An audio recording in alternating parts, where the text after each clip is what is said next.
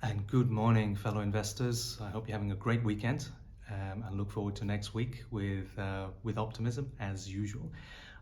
Very quickly, I'd like to comment on the volatility, the gyration, and the movement in global markets.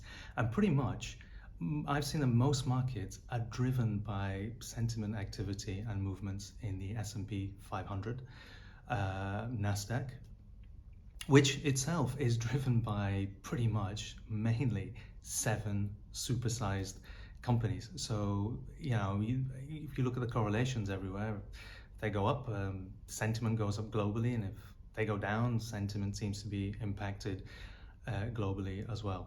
I cannot really make any conclusions with that or any deductions. It is what it is. Markets move the way they move. And I just focus on the investments and the sectors that I'm in. Some interesting developments at a high level. Some of these big investors and big headlines come out. This guy called Mike Burry or something, from the Big Short. His character was played in the movie, and they're showing he's become defensive because he's taken some puts on the effectively on the Big Seven and la. But I think interesting headlines, perhaps an over exaggeration, but good luck to him. What can we say? On the flip side, you've got investors like Warren Buffett, who, despite the concern regarding interest rates higher for longer and inflation and all of these things, moving into the house building sectors.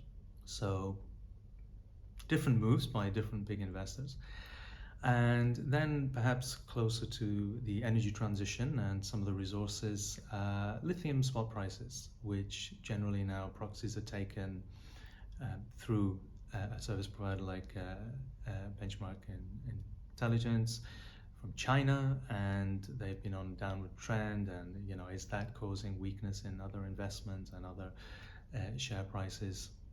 Possibly, maybe, I don't know. But yeah, if global asset valuations of different companies are moving, that reflect their entire kind of 25 year operation, and they're moving based on a movement of 1 to 2 to 3 days of, or a few weeks of spot prices, I have nothing to say to that either. What I'd actually like to go into is a story which is relevant to many companies I've invested in, but 3 companies I've mentioned previously: Vulcan Energy Resources, Minbos Resources, and Euro Manganese. Now, the real life experience quite a number of years ago that I've been through and was involved in was in a very similar kind of setup, a new technology in the green sector, which involved new plants, it involved production, it involved raw materials, etc. And didn't really go well. The whole thing didn't go well, but it was an amazing learning experience. One thing I learned from it was the sheer importance of the pilot and demonstration phase. And why I'm bringing that up now is sometimes there are companies out there which have a certain plan, and then that plan is elongated and stretched, and the market doesn't like it because obviously there's going to be more cash flow needed between the time it gets to production, etc. But in my view, from my personal experience, I agree with that. It's disappointing. The extra experience and data and troubleshooting you get with a slightly longer pilot phase and demonstration phase, you can put a price on it, but you know what I mean. It's priceless. It's really valuable. There's more confidence. There's more knowledge, and a firmer process comes out of it. Obviously, this shouldn't go on forever and ever, but I'm just saying there is an upside, a bright side to that sort of timeline. And I think with those companies that I mentioned, timelines have extended compared to what was previously planned. But I would say um, the additional experience gained and being gained is really going to drive success in that company later on. Um, so that's a message from personal experience, and what I would say is, let's just say I wish the pilot and demonstration phase had been longer in that particular experience. Um, and finally, yeah, just going back to Vulcan Energy Resources and their announcement on the commissioning phase of the lithium extraction optimization plant, and then you get slapped with a declining share price. Yeah, sort of whatever. As I said again, I'm an investor, not a trader. I'm focusing on the long term. Companies that continue to meet their milestones, companies that are transparent in their communication, companies that are organized and continue to organize in the correct way, companies that continue to maintain and attract relationships from big investors that only come and invest after they have done an extensive due diligence. Nothing's changed for me. It's just that a potentially great company is even lower price. Finally, something I'll go into in the future, but I'll just drop this in now. People kind of like to quote Warren Buffett. Be greedy when the market is fearful, la la la. But many of us really don't take all of his principles in totality. We pick and choose. But what I'd like to do is to see myself, and I'm going to benchmark myself, how I'm trying to take his principles but applying it to kind of future companies.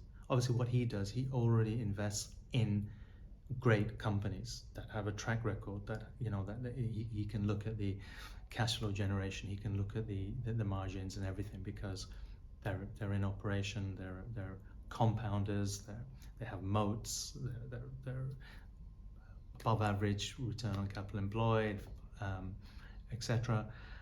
But if you can, let's think about it, if you can spot a company that potentially does this in the future, so in other words, can you spot a compounder with a great moat before it actually becomes a compounder with a great moat? Yeah, if you manage to do that, then I think fantastic. Then you see all these postings on the net and on X and wherever. Oh, if you had invested $10,000 in this company in 1990, you'd have had $500,000. If you'd invested this much in this company, you'd have had this much.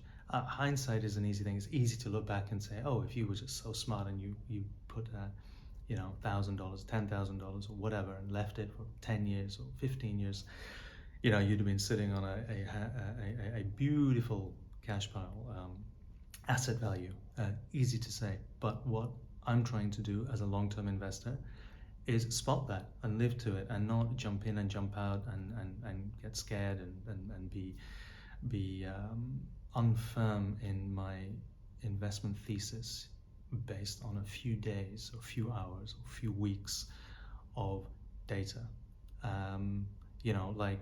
Like China. Yeah, China, a multi-thousand-year, millennial-year civilization is like going to fall off a cliff tomorrow. I mean, come on, get serious, you know?